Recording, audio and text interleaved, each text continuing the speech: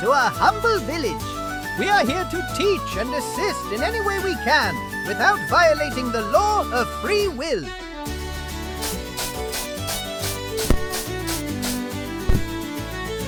This universe consists of a set of probabilities. There is no certain truth, no series of facts. All that exists is a set of probabilities. Your scientists have begun to realize this as part of what they call quantum theory.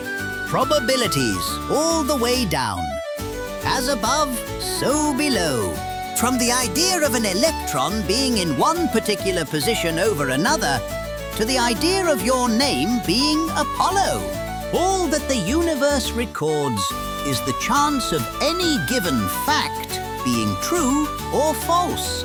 When we interact with the universe in some way that demands a fact to be true or false, the probabilities are evaluated. Put another way, a wave function of probabilities collapses into a single outcome. As a finite machine, the universe saves processing power by determining such outcomes only when the outcomes matter. That is, when a state, some outcome, is being observed. Even those facts which you assume are certain are still subject to these probability tables. You assume as a given fact that your name is Apollo. The odds of that being the case are very high. Say 99.99%. But that's still not 100%. Imagine a scenario where the 0.01% came true. Perhaps you've misremembered your own name due to taking a bonk on the head. Perhaps your name was changed at some point and you've simply forgotten. As unlikely as it may sound, can you be certain that the odds of such a scenario are 0%? I tell you all this about the universe's underlying workings only for one specific reason. Your intention influences those probabilities. If you wish to succeed against the crown, center your attention around that outcome. Focus on it and imagine the emotion that you'll feel when you achieve that victory.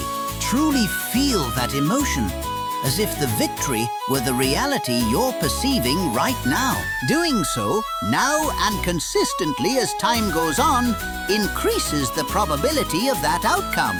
Conversely, worrying about an ill-fated outcome can increase the odds of that occurring as well. Be mindful of your thoughts, and you will create the world you wish to experience. Good luck!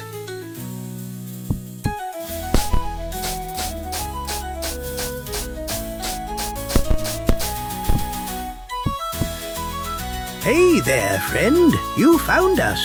Not many do. Most just stare at the sky and scratch their heads. That mushroom-shaped saucer outside. I've seen that flying around. That was you? Yep, that's us. Zipping around, popping in and out of the various densities. You humans have been asleep too long, and we're here to awaken you. To give a subtle reminder, a nudge, that there is more beyond this world. I'm not sure I understand. Of course you don't. That's the problem. Humanity in this density, or this dimension, as you humans sometimes say, is stuck. You call this the afterlife, but it's just one of many densities, one of many dimensions. And this ether that you consider a blessing, it's a curse. It's keeping you stuck in this density. Your soul is meant to move from density to density, experiencing all of them, learning from all of them. The crown promises you eternal life through ether, but it's all a lie. Life was always eternal. Quiet your mind and allow your consciousness to tap into the eternal memory. You will remember the truth. Your soul is eternal. It reincarnates forever and ever. Reincarnation? An angel told me about a reincarnation portal somewhere on this planet. Is that what you're referring to? Yes and no. Reincarnation is multi-directional. You can reincarnate up and you reincarnate down. The portal you speak of, that's reincarnation down, back to what you call the first world. And yet there's nothing first about it. It's just one of many worlds. Many. If you die in this world, your soul moves to the right on the axis of reincarnation, to a world you haven't seen. But if you enter the portal, your soul moves to the left on that axis, back to the so-called first world. Yes, you experience this density and learn its lessons, and then you move on to the next. So the purpose here is to learn lessons. Yes, to learn, to experience. Your life here, and all of your lifetimes, exist for the purpose of spiritual evolution. You learn life's lessons under the many different conditions of each density. Then you take that knowledge back to the source. The source? The source is the eternal consciousness from which we all arise and to which we all return. All that exists at its core is only the consciousness of Source. All are one. You, I, and everyone else are all Source consciousness. Just a matter of Source viewing itself from different lenses, different angles. Source's purpose for fragmenting itself this way is ultimately to know itself. It creates the observer and the observed, two sides of a coin. This is what allows Source to have experiences. It learns through experiences. It learns about itself. Source can only know itself through experience. That is why it is important to continue the journey of experience. To experience this density and the next, and the next, and the next.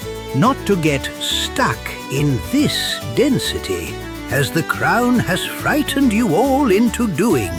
The crown has interrupted the natural order and slowed your spirit's evolution, and thus the evolution of Source. But the crown has enslaved you, and now you're all stuck. Not good.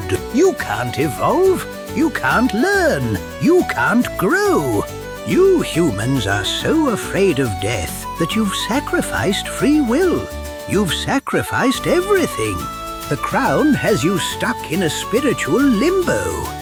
Spiritual limbo. That's right. Human souls need the opportunity to evolve spiritually, just like we have. To have free will and to make choices that determine the direction of your evolution. But the crown is stomping all over that free will. So, to preserve free will, we must now intervene, as gently as we can, as indirectly as possible, as direct intervention itself would be a violation of free will. We started by creating spectacles in the sky.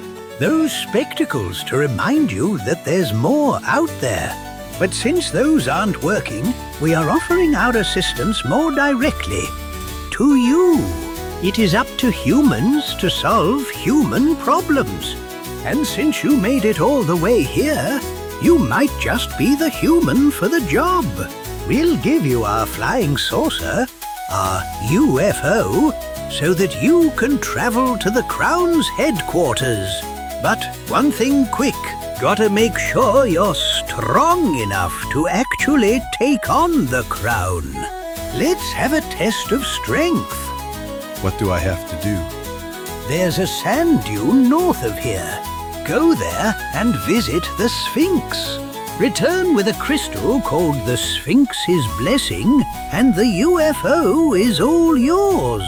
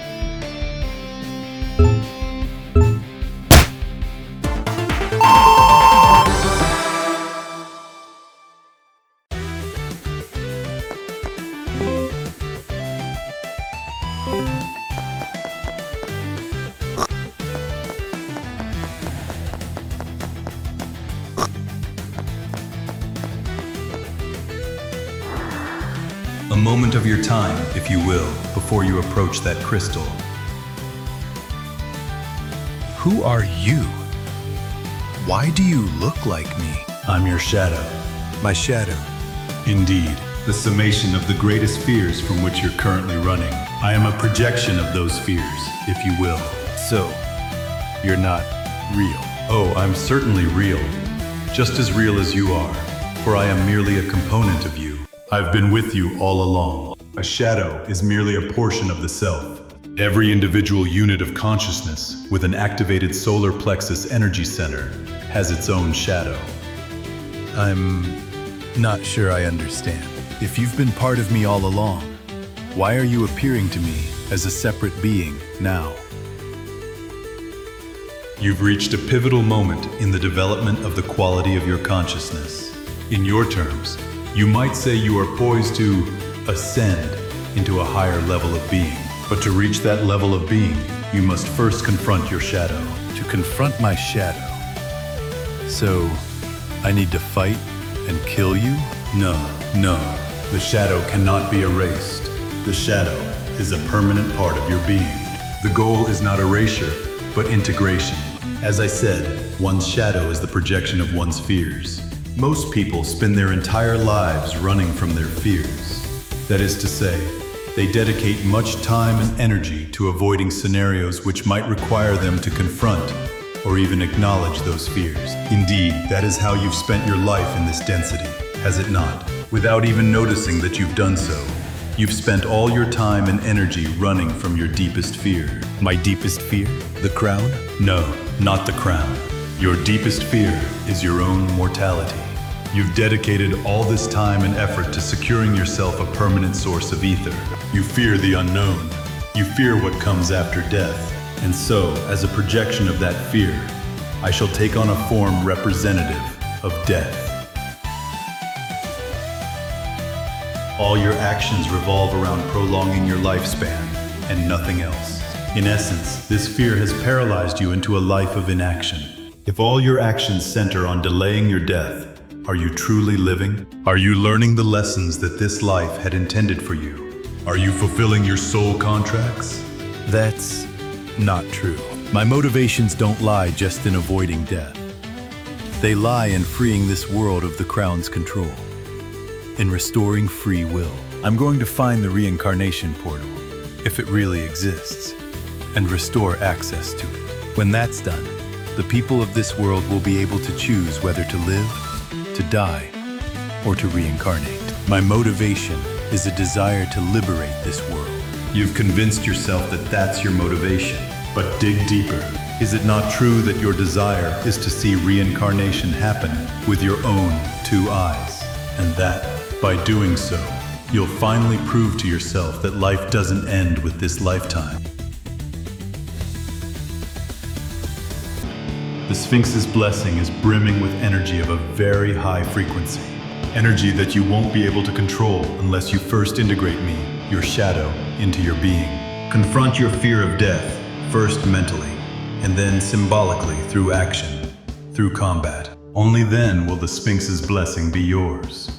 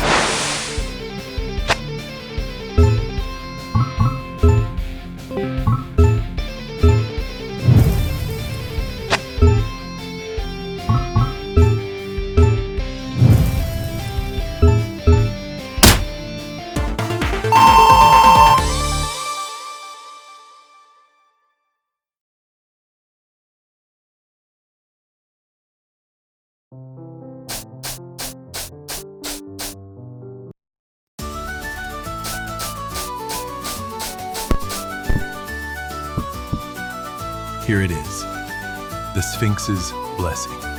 Excellent. You've proven yourself worthy. Now, let me tell you about what you've truly acquired.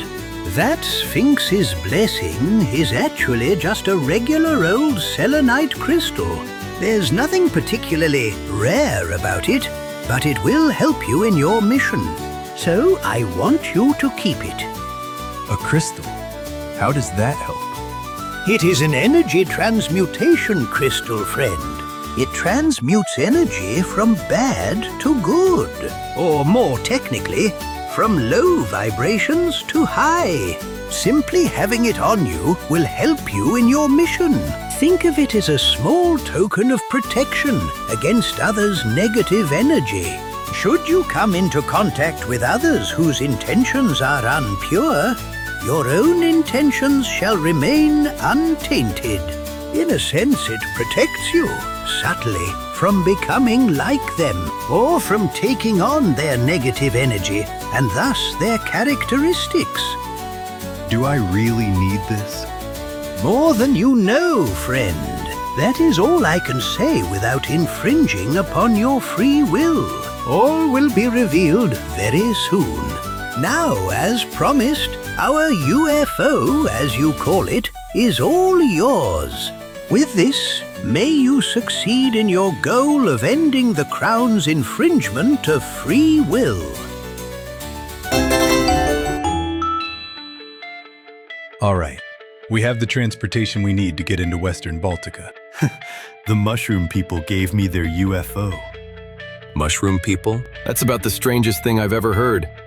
Agreed. You'll have to explain it to us later, though. We have before us an unprecedented opportunity to strike the Crown's fortress directly. Much has happened while you were out. Roscoe carried out a successful, if controversial, mission to weaken their defenses. That's right. I went and created an opening in the Crown's line of defense. I tricked their troops into running off on a pointless mission. What?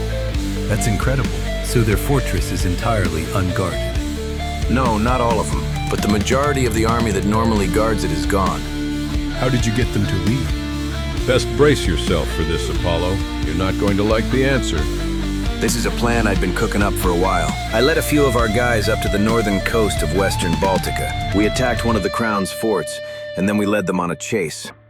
That sounds great so far. What's not to like about that plan? Well, here's where it gets a little messy, but I did what we had to do to ensure victory. You know the North Island faction? The other group of the Resistance? The one that's up on one of those snowy islands way up north. I led the Crown's army up to the North Island faction's island. So, the Crown thinks the North Island faction is the group that made the attack. Exactly. And that means the Crown is fighting the North Island faction right now. Well, fighting is one way to put it.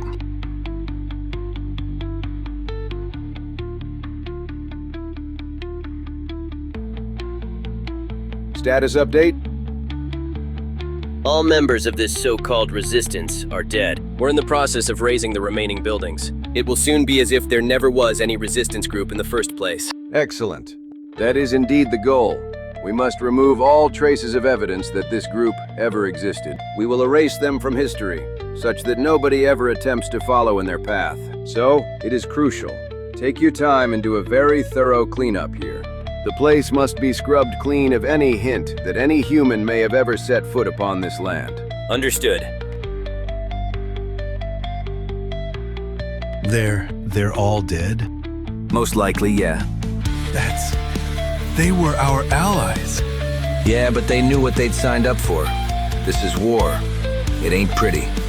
No, that's not how we do things. We can't just go and throw our allies into enemy hands.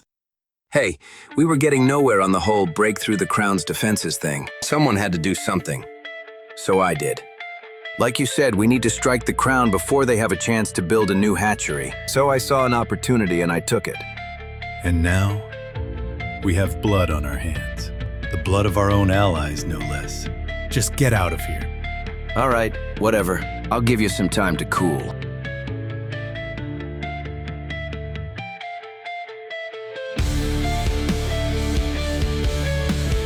What kind of monsters have we become? How could this have happened? Who approved this plan? I was out training some of our newer summoners at the time, so I'm afraid we didn't have a chance to stop it. The news came as a shock to me as well. And I was out collecting materials for the weapons and armor we'll be needing. This is the first I'm hearing of this plan. Okay, I approved the plan. Roscoe is correct. We needed to act quickly. Putting an end to the Crown is our goal, and it's a goal we must accomplish at all costs. No, Bart.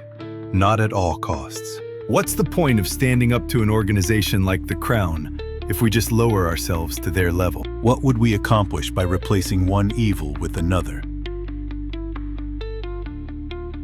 Apollo, you are too short-sighted. We have a chance to change this world.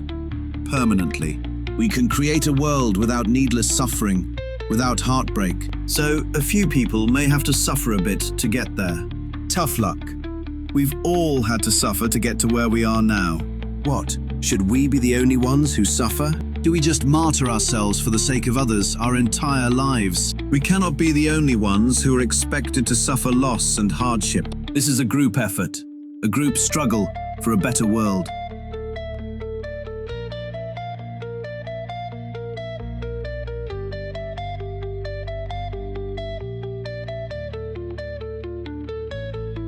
For what it's worth, Apollo, I'm with you on this one. As am I, lad. What do we do now? Where do we go from here, from this mess?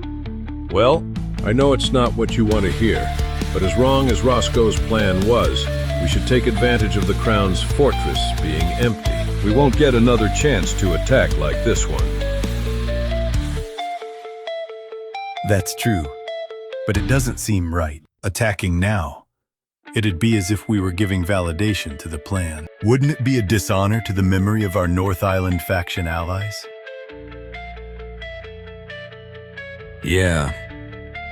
Maybe it would be, in a way. Sometimes life throws us these complicated scenarios where there's no clear right and wrong answer. All I know is that if we don't attack now, all their lives will have been lost for nothing. In a way, maybe the best way to honor their memory is to proceed with the attack. They did dedicate their lives to ending the Crown's reign. Attacking the Crown now is what they ultimately would have wanted. You're probably right. Things will only get worse from here if we don't attack the Crown now. Is everything prepared for the attack? Yep, everything's ready. All that's left is to fly to the Crown's fortress, northwest from here, and begin the invasion. All right. Remember, we're nearing our toughest battles. And now that we have the UFO, we can fly anywhere in the world. I'm sure there are many resources out there that we have access to now that would help us in our fight. Although time is of the essence, it's still important that we make sure we're as prepared as we can be. So it might be wise to do some last-minute exploring before we head into battle. When we're ready, we can head to the Crown's fortress in western Baltica.